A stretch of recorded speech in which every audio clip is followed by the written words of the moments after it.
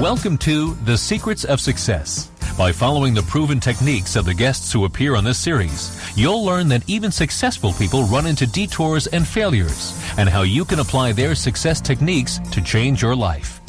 You're now listening to the most unique show on radio, the show dedicated to making you a success. Want to be happier at home and work? Listen to what Gayle Van Gils has to say. Gayle, thanks for being with us today. Oh, it's my pleasure. Thank you for inviting me. Now, Gayle, you've written a book called Happier at Work. I think we'd all like to be a little happier. Yeah, good. And you start out by saying, what you think is what you get. What do you mean by that? How does that fit into Happier at Work? Well, I think that what I'm saying there is that people need to be aware of what they're thinking about, what their preconceptions are about their day, about their coworkers, about the work that they're doing. So you need to become aware, and that is really the first step to shifting anything. If you're unhappy, you need to be aware of what's making you unhappy. So that's what I'm saying. If you're thinking things are terrible, things will be pretty terrible because that's what you're projecting. Now, you mentioned in your book that many major companies are setting up mindfulness programs, and I've heard that word a lot lately. Is mindfulness the same thing as meditation? And if not, what's the difference between them? Well, meditation is one of the main ways of developing mindfulness. Mindfulness means the ability to be present, the ability to be noticing what's actually going on, as opposed to being in your head and in your version of what's going on, or totally missing things because you're in a daydream. So meditation trains the mind to be mindful, but there are other ways to train yourself to be mindful. Actually playing an instrument is an activity of mindfulness. Doing yoga and being aware of the way your body feels is a practice of mindfulness. So there are many ways to approach mindfulness. Now, I don't mean to be rude about this, but when our grandparents went to work, some of them worked in sweatshops, they worked on farms, they worked with animals, whatever was necessary at that point in time, and they worked very hard on the railroad, driving cars, opening up a small shop 12 hours a day, every day. I don't think they talk too much about meditation and mindfulness. Why are companies getting involved in this today? Well, we live in a different time. Okay. I mean, honestly, it's a really different world than that, and people have a lot more information and awareness about themselves and about what their options are. There's a lot more opportunity to move around, to shift jobs. There's no longer any kind of job loyalty on the part of the company or the individuals who go to work. So it's a very, very different work environment, and that's why a lot of these issues are coming up. And I guess this is a perk then. If people enjoy this, if it helps them appreciate their job more, they're going to stay longer, and the company benefits.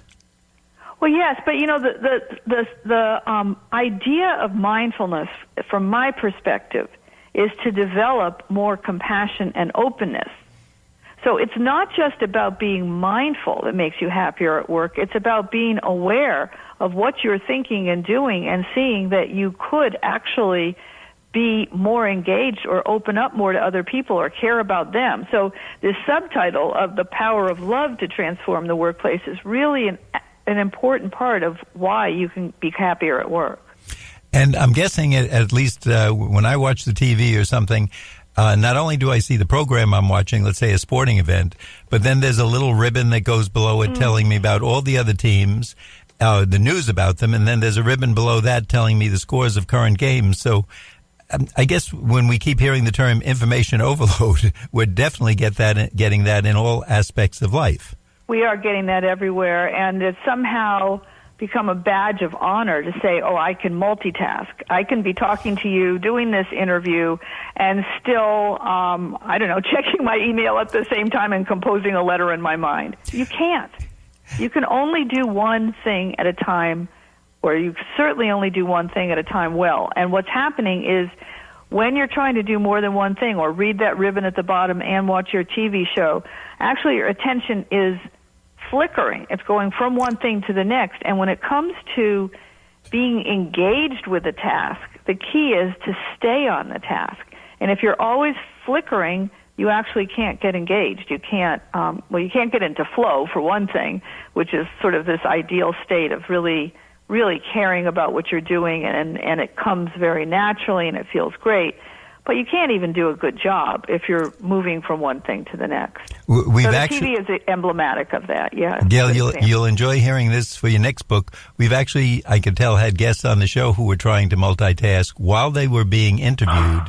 And I would ask them a question, and they would kind of give a little vague answer, and you could tell they weren't paying attention to the question. They were doing something else, and they go, could you repeat that again? And, of course, I did, but it was kind of like you're on the radio for maybe 26 minutes, 24 minutes.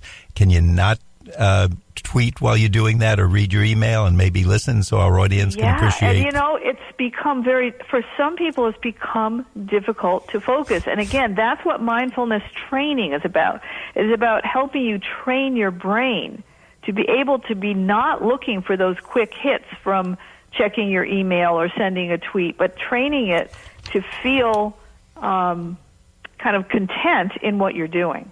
Now, from reading your book, this is going to impress you, I read where meditation has been proven to develop new neural pathways, develop new habits, relieve stress, and increase happiness. So is that why we should do it? Well, those are good reasons. I mean, literally, people get stuck in ruts. So habits are ruts. Habits are like grooves on a record, if you remember records. I mean, there might be some young listeners who don't. But it's sort of when you create a habit pattern or a way of doing things or a way of thinking, it's a neural pathway in your brain. And we used to believe, and scientists used to believe, that was it. Once you had your neural pathways set, certainly as an adult, there was nothing you could do about it. But now we know that's not true, and you can retrain your brain. And one of the easiest, best, most efficient ways to retrain your brain is, again, through the practice of bringing your attention back to something of your choice over and over and over again, and also noticing where it is that your mind wandered to, so you begin to see your own habits. And that's simply what meditation is and does. It's not religious. It's not woo-woo. It's actually learning to see where your mind wanders and developing the muscle, the strength, to bring it back to where you want to bring it. Gayle, I'd like to remind our audience that if they missed the first part of the show, our guest today is Gayle Van Gils. Her book is Happier at Work. And Gayle, where is it available, and is there a website you want to tell us about? Yes, well, the simplest way to get to the book is to go to my website, happieratwork.com. And also, you can go to Amazon, where you can get either the Kindle or the softcover, actually, version of the book. And then you would want to type in Happier at Work, maybe with my name, or Happier at Work, the power of love to transform the workplace.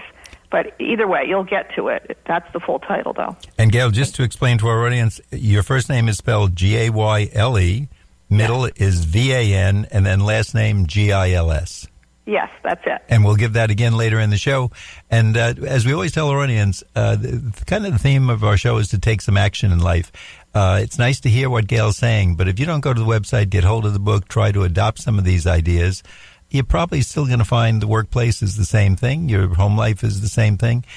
Try a little meditation. It doesn't hurt. It's not expensive. It's not painful. It's not like going to the dentist. And see if it works. And if so, write Gayle a note and say thanks.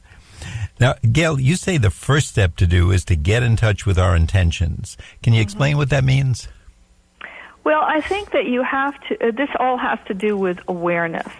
So you have to know what it is that you want to accomplish, and you have to know what it is that you're actually choosing or intending to do with your day or your hour.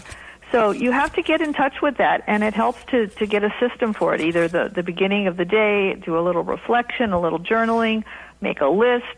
But if you just let the world pull you around, like, for instance, an example would be if every time your phone pings, you look at what email was sent to you or you look at what message you were sent, then you're letting the world set your intentions and your actions. As opposed to you set your schedule, you set your priority list, and you do it. And then you might have a time in there to check whatever you need to check, but you aren't at the beck and call of everybody else who's trying to get in touch with you. Now, Gayle, before the show we were talking, and I told you there's a quote that you have in your book from the comedian George Carlin, most people work just hard enough not to get fired and get paid just enough money not to quit. Why do you have that quote in there, and what point is that bringing out? Well, I think that brings out what you were saying about people who worked on the farm or worked in the factory and didn't leave. It's that, that doesn't mean they were engaged with what they were doing. It doesn't mean that they cared about it. And if people don't care about what they're doing, they don't do their best job. And if they aren't doing their best job and they aren't engaged, they're wasting their time because they're not feeling happy and they're living on the margins of their life.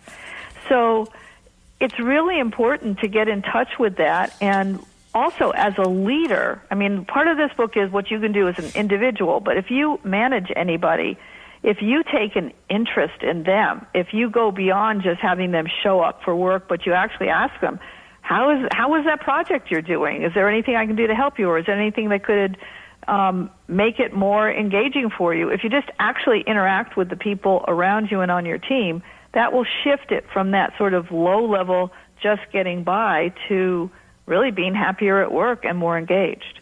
And I think one of the statistics I saw in your book was something like 1/3 of the people, only 1/3 are really engaged in what they do.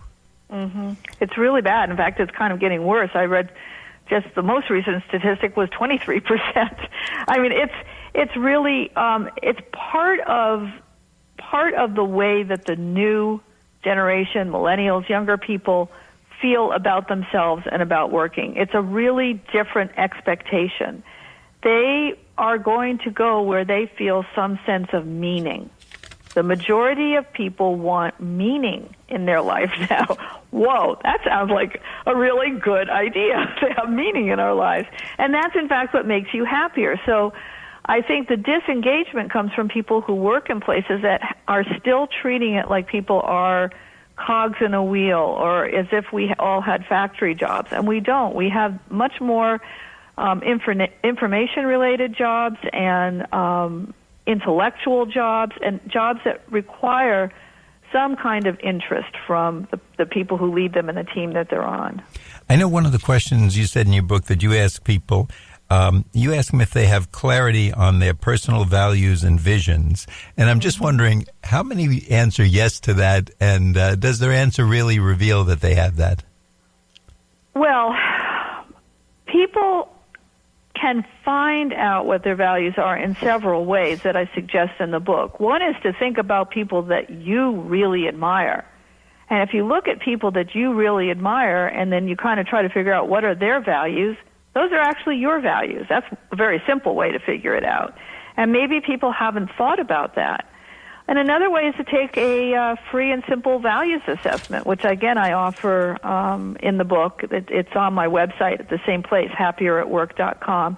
And what that shows you is that there's a range of things that you would value to be a balanced individual, from the need to make money to the need to be of service.